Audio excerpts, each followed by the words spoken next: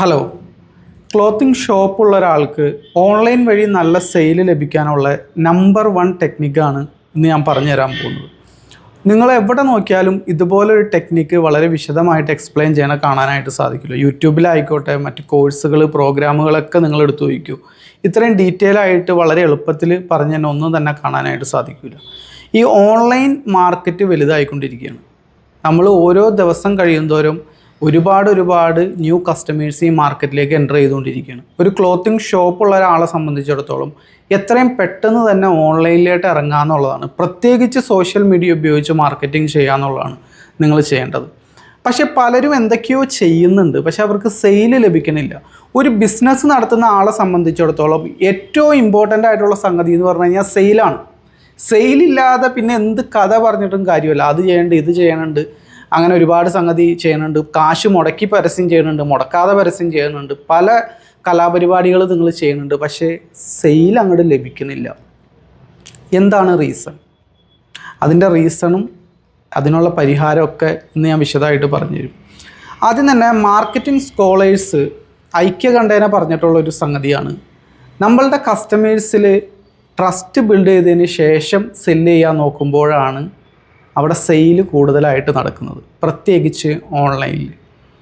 Marketing scholars ഇതിന് പറയുന്നത് the larger market formula എന്നാണ്. ഞാൻ സൈഡിൽ കൊടുക്കാം. ഈ പേരൊന്നും കേട്ട് നിങ്ങൾ പേടിക്കേണ്ട കാര്യമില്ല, വളരെ സിമ്പിളാണ്.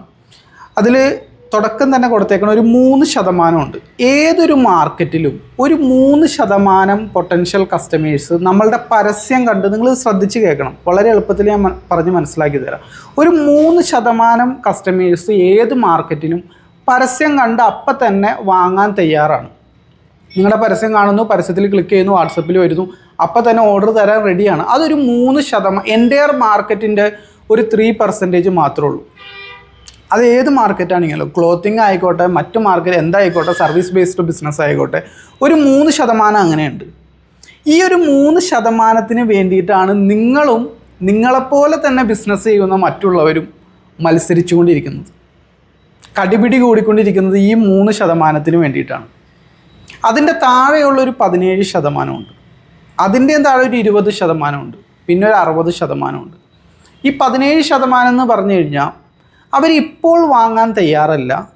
ഒന്ന് പഠിച്ചതിന് ശേഷം, നമ്മളൊരു ട്രസ്റ്റൊക്കെ ബിൽഡ് ആയതിന് ശേഷം, വേറൊരു എളുപ്പത്തിൽ പറഞ്ഞു തന്നു കഴിഞ്ഞാൽ നമ്മളുടെ ക്ലോത്തിങ്ങിൻ്റെ ഉദാഹരണം തന്നെ എടുക്കാം.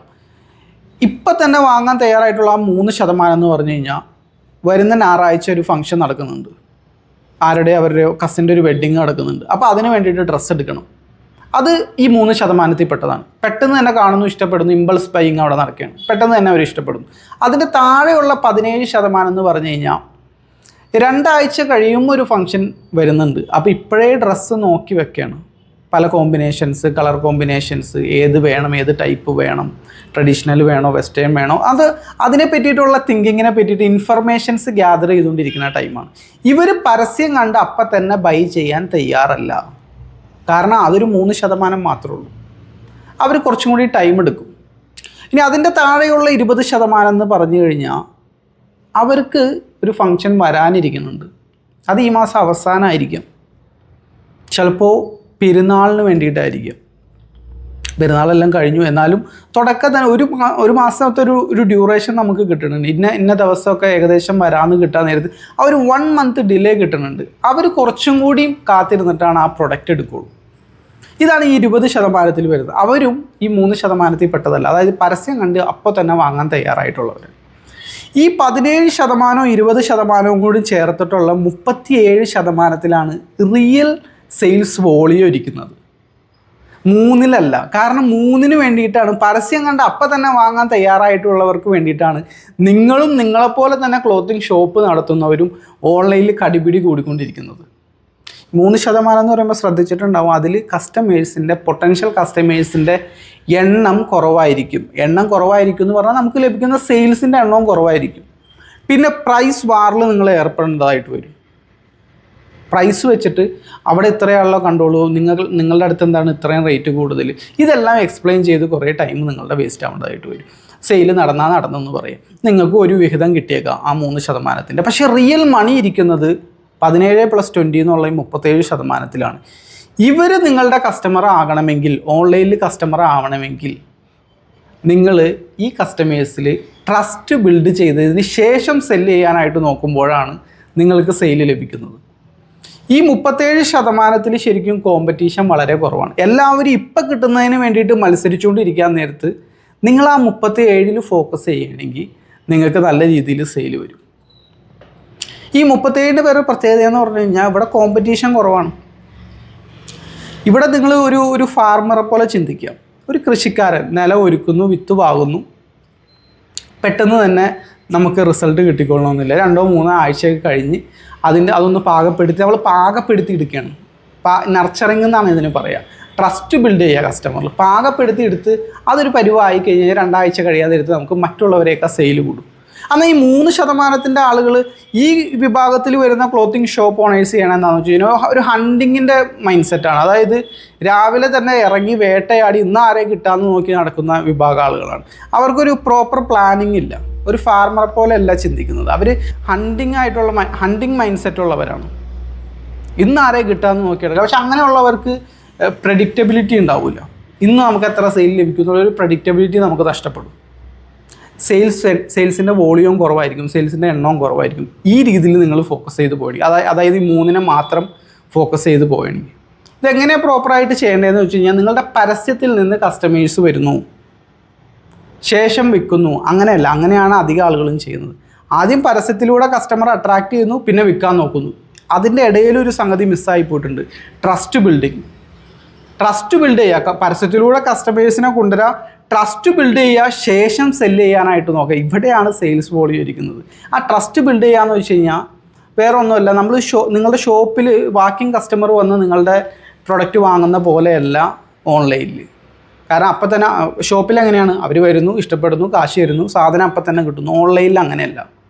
സാധനം ഇഷ്ടപ്പെടുന്നു, കസ്റ്റമർ നിങ്ങൾക്ക് കാശ് തരുന്നു, ഒരു 3-4 ദിവസം കഴിഞ്ഞ് കിട്ടിയെന്ന് പറയാം. അപ്പോൾ എന്താ പ്രശ്നം എന്ന് പറഞ്ഞു കഴിഞ്ഞാൽ ട്രസ്റ്റുള്ളൊരു സോഴ്സിൽ നിന്നാണ് അവർ കസ്റ്റമേഴ്സ് വാങ്ങിക്കുള്ളൂ. അതുകൊണ്ടാണ് നമ്മൾ ട്രസ്റ്റ് ബിൽഡ് ചെയ്യാൻ പറയുന്നത്. ശേഷം വിൽക്കാനായിട്ട് ശ്രമിക്കുക. ആദ്യം കസ്റ്റമറെ പരസ്യത്തിലൂടെ അട്രാക്റ്റ് ചെയ്യുക, ട്രസ്റ്റ് ബിൽഡ് ചെയ്യുക, ശേഷം വിൽക്കാൻ നോക്കുക. മറ്റുള്ളവർ ചെയ്യണം എങ്ങനെയാണ്, അതാണ് ഞാൻ വീഡിയോയുടെ തുടക്കത്തിൽ പറഞ്ഞത്. അധികം ആളുകളും നിങ്ങൾക്കിത് പറഞ്ഞു തരില്ല എന്നുള്ളത്. കാരണം അവർക്ക് തന്നെ അറിയില്ല ഇതെങ്ങനെയാണ് പ്രോപ്പറായിട്ട് ഓൺലൈനിൽ മാർക്കറ്റിംഗ് ചെയ്യേണ്ടതെന്നുള്ളത്. ആദ്യം കസ്റ്റമറെ അട്രാക്റ്റ് ചെയ്യുക, വിൽക്കുക. അതല്ല, കസ്റ്റമറെ അട്രാക്റ്റ് ചെയ്യുക, അതിൻ്റെ മിഡിലിൽ ട്രസ്റ്റ് ബിൽഡ് ചെയ്യുക, ശേഷം വിൽക്കുക. ഓക്കെ, ട്രസ്റ്റ് ബിൽഡ് ചെയ്യുക എന്ന് പറഞ്ഞാൽ എന്താണ്, എങ്ങനെയാണ് അത് ചെയ്യേണ്ടത്? അതും ഉദാഹരണത്തിലൂടെ ഞാൻ പറഞ്ഞുതരാം. ആദ്യം കസ്റ്റമർ വരുന്നു പരസ്യത്തിലൂടെ. നിങ്ങളുടെ ഇൻസ്റ്റാഗ്രാമിലെ പരസ്യം കണ്ട് കസ്റ്റമർ വാട്സപ്പിൽ വരുന്നു. വാട്സപ്പിൽ വന്ന ഉടനെ തന്നെ നമ്മളുടെ കളക്ഷൻസും കാര്യങ്ങളും അയച്ചു കൊടുക്കുന്നതോടൊപ്പം തന്നെ നമുക്ക് ഈ കസ്റ്റമേഴ്സിനെ വാട്സപ്പ് ഗ്രൂപ്പിലെത്തിക്കാം. അവിടെ കൂടുതലായിട്ടുള്ള നിങ്ങൾക്ക് എഡ്യൂക്കേഷണൽ കണ്ടൻറ്റുകൾ വേണമെങ്കിൽ കൊടുക്കാം. അതായത് ഇന്ന കളറിനോട് ഇന്ന കളർ മാച്ച് ആവുന്ന രീതിയിൽ എങ്ങനെ ഡ്രസ്സ് ചെയ്യാം എന്നുള്ള എഡ്യൂക്കേഷണൽ കണ്ടൻറ്റുകൾ കൊടുക്കാം. ഇന്ന കളറിൻ്റെ കൂടെ ഇന്ന കളർ യൂസ് ചെയ്യരുത്, ഇന്ന കളർ ഷർട്ട് ഇട്ട് കഴിഞ്ഞാൽ അതിൻ്റെ കൂടെ ഇന്ന കളർ പാൻറ്റ് യൂസ് ചെയ്യരുത്, അല്ലെങ്കിൽ യൂസ് ചെയ്യണം.